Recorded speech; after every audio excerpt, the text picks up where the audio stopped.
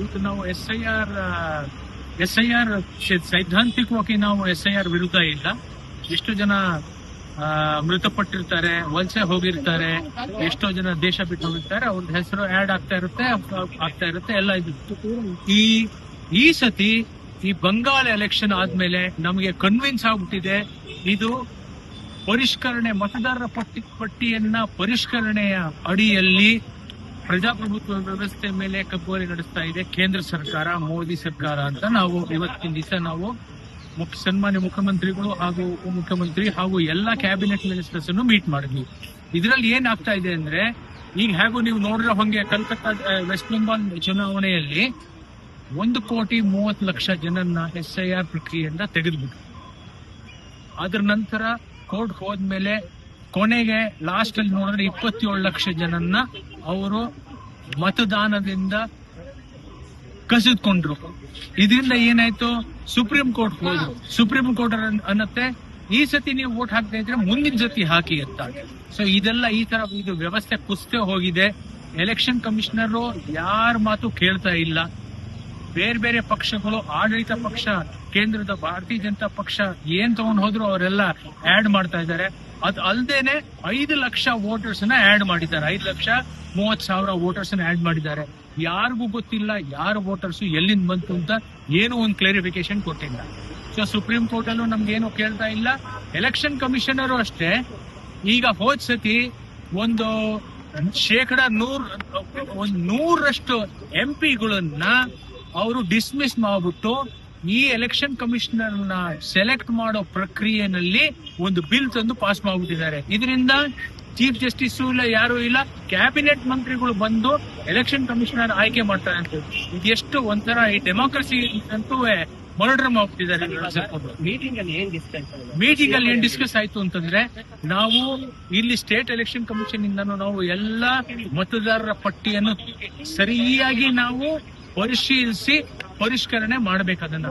ಅದ್ ಹೇಗ್ ಮಾಡ್ತಾರೆ ಅಂದ್ರೆ, ಪ್ರತಿ ಗ್ರಾಮ ಪಂಚಾಯತ್ ಲೆವೆಲ್, ತಾಲೂಕ್ ಲೆವೆಲ್ ಅಷ್ಟೇ ಎಲ್ಲ BLAಗಳು ಅಂದ್ರೆ ಕಾರ್ಯಕರ್ತರು, ಎಲ್ಲಾ ಪಕ್ಷದವ್ರ ಕಾರ್ಯಕರ್ತರು ಕೂತ್ಕೊಂಡು ಅಲ್ಲಿ ಒಂಥರ ಅನೌನ್ಸ್ಮೆಂಟ್ ತರ ಮಾಡ್ಬಿಟ್ಟು ಅಲ್ಲಿ ಹೇಳ್ಬೇಕು ಯಾರ್ಯಾರು ಹೆಸರು ತೆಗೆದ್ಬಿಟ್ಟಿದ್ದಾರೆ, ಯಾರ ಹೆಸರು ಹೊಸದಾಗಿ ಆಡ್ ಆಗಿದೆ, ಎಷ್ಟು ಜನ 18 ವರ್ಷ 20 ವರ್ಷ ಎಷ್ಟು ವಯಸ್ಸಿನವರು ವೋಟರ್ ಲಿಸ್ಟ್ ಬರ್ತಾ ಇದ್ದಾರೆ ಅಂತ ಎಲ್ಲ ಪ್ರತಿ ಗ್ರಾಮದಲ್ಲೂ ಅಲ್ಲಿ ನಾವು BLAಗಳೆಲ್ಲ ಸಕ್ರಿಯವಾಗಿ ಪರಿಷ್ಕರಣೆ ಮಾಡಿ ಹೊಸ ಒಂದು ಎಲೆಕ್ಟರಲ್ ವೋಟರ್ ಲಿಸ್ಟ್ ಅನ್ನು ತಯಾರು ಮಾಡಬೇಕು ಅಂತ ಇವತ್ತು ಮಾತಾಡಿದ್ವಿ.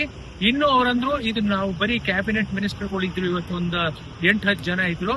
ಸನ್ಮಾನ್ಯ ಮುಖ್ಯಮಂತ್ರಿಗಳು ಸಿದ್ದರಾಮಯ್ಯ ಅವರು ಹೇಳಿದ್ರು ಇದನ್ನ ಎಲ್ಲ MLAಗಳ ಜೊತೆ ಮಾತಾಡ್ತಾರೆ, ಹಾಗೂ ಯಾರು MLAಗಳಿದ್ದಾರೆ ಪ್ಲಸ್ ಯಾರು ಸೋತಿದ್ದಾರೆ ಎಲ್ಲರೂ ಸೇರ್ಕೊಂಡು ನಾವು ಇದು ಮಾಡ್ಬೇಕು. ಯಾಕಂದ್ರೆ ಇದು ಈ ಸತಿ ಇನ್ನು ಬಿಟ್ರೆ ನಮ್ದು ಇನ್ನು 16 ರಾಜ್ಯದಲ್ಲಿ ಇದೆಲ್ಲ ನಡೆಸಿದ್ದಾರೆ ಅವರು ಪರಿಷ್ಕರಣೆ. ಇನ್ನು 17 ರಾಜ್ಯಗಳು ಬಿಕ್ಕಿದಾವೆ. 5 ರಾಜ್ಯಗಳು ಮುಂದಿನ ವರ್ಷ 3-4 ರಾಜ್ಯಗಳು ಚುನಾವಣೆ ನಡೆಯುತ್ತೆ. ಅದರಲ್ಲಿ ನಾನು ಹೋದ್ರೆ ಇನ್ ಪ್ರಜಾಪ್ರಭುತ್ವ ವ್ಯವಸ್ಥೆ ಉಳಿಯೋದೇ ಇಲ್ಲ ಅಂದ್ಬಿಟ್ಟು ಇವತ್ತು ಸನ್ಮಾನ್ಯ ಮುಖ್ಯಮಂತ್ರಿಗಳ ಜೊತೆ ಅವರು ಅಗ್ರಿ ಮಾಡ್ಕೊಂಡ್ರು, ಎಲ್ಲ ಒಟ್ಟಿಗೆ ಸೇರಿ ಮಾಡ್ಬೇಕು ಅಂತ. ಅವರು ವೋಟರ್ ಲಿಸ್ಟ್ ನಾವು ತಯಾರು ಮಾಡಿ ಒಂದು ಆರ್ಡಿನೆನ್ಸ್ ತಂದು ಅದ್ರ ಮುಖಾಂತರ ನಾವು ಒಂದು ಪಕ್ಕ ಮಾಡ್ಕೋಬೇಕು ಅಂತ. ನಾವು ಸರ್ಕಾರದ ವ್ಯವಸ್ಥೆ ನಮ್ಗೆ ಸಹಾಯ ಮಾಡಬೇಕು.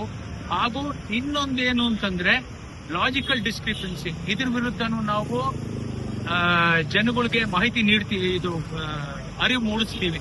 ಲಾಜಿಕಲ್ ಡಿಸ್ಕ್ರಿಪೆನ್ಸಿಯಲ್ಲಿ ಅಂದ್ರೆ, ನಾನು ಸೀತಾರಾಮ್ ಸಕಲೇಶ್ಪುರ್ ಗುಂಡಪ್ಪ ಅಂತ ನನ್ನ ಹೆಸರು.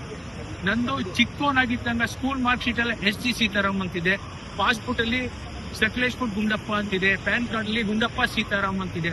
ಈಗ ಏನ್ ಮಾಡ್ತಾ ಇದ್ದಾರೆ ಅಂದ್ರೆ, ಒಂದು ಸಾಫ್ಟ್ವೇರ್ ತಂದ್ಬಿಟ್ಟಿದ್ದಾರೆ ಆರ್ಟಿಫಿಷಿಯಲ್ ಇಂಟೆಲಿಜೆನ್ಸ್ ಅಲ್ಲಿ. ಲಾಜಿಕಲ್ ಡಿಸ್ಕ್ರಿಪ್ಷನ್ ಅಂತ ಪೂರ್ತಿ ವೋಟರ್ ಲಿಸ್ಟ್ ಅಲ್ಲಿ ರನ್ ಮಾಡುತ್ತೆ. ರನ್ ಮಾಡದೇಟ್ಗೆ ಸೀತಾರಾಮ್ ಗುಂಡಪ್ಪ ಅನ್ನೋರು, ಸಕಲೇಶ್ಪುರ ಗುಂಡಪ್ಪ ಸೀತಾರಾಮ್ ಅನ್ನೋದು ಎಲ್ಲ ತೆಗೆದುಬಿಡ್ತಾರೆ. ಪ್ರಿಯಾಂಕ್ ಖರ್ಗೆ ಅವ್ರು ಹೇಳ್ತಾ ಇದ್ರು, ನೋಡಪ್ಪ ನನ್ನ ಹೆಸರು ಕೆಲವು ಸತಿ ಪ್ರಿಯಾಂಕಾ ಅಂತ ಇದೆ, ಕೆಲವುದ್ರೆ ಪ್ರಿಯಾಂಕ್ ಅಂತ ಇದೆ. ಅದು ಲಾಜಿಕಲ್ ಡಿಸ್ಕ್ರಿಪೆನ್ಸಿ ರನ್ ಮಾಡಿದ್ರೆ ಅವ್ರ ಹೆಸರು ಔಟ್ ಆಗುತ್ತೆ. ಎಷ್ಟೋ ಜನ MLAಗಳು, ಜನರಲ್ಸ್, ಹೈಕೋರ್ಟ್, ಸುಪ್ರೀಂ ಕೋರ್ಟ್, ಲಾಯರ್ಗಳು ಅವ್ರ ಹೆಸರೆಲ್ಲ ಡಿಲೀಟ್ ಆಗುತ್ತೆ. ಸೊ ಇದನ್ನೆಲ್ಲ ತಡೆಯಕ್ಕೆ ಅಂತ ನಾವು ನಾವು ಈಗ SIR ಅಂತ ಒಂದು ಗ್ರೂಪ್ ಮಾಡ್ಕೊಂಡಿದ್ದೀವಿ. ಒಂದು 10-15 ಸಂಘಟನೆಗಳನ್ನ ಸೇರ್ಕೊಂಡು ಈ ಸತಿ ನಾವು ಪರಿಷ್ಕರಣೆಯಲ್ಲಿ ನಾವು ಈ ಸತಿ ಗಂಭೀರವಾಗಿ ಅದನ್ನ ಪರಿಶೀಲಿಸಿ ನಾವು ತೀರ್ಮಾನ ಆಗಿದೆ.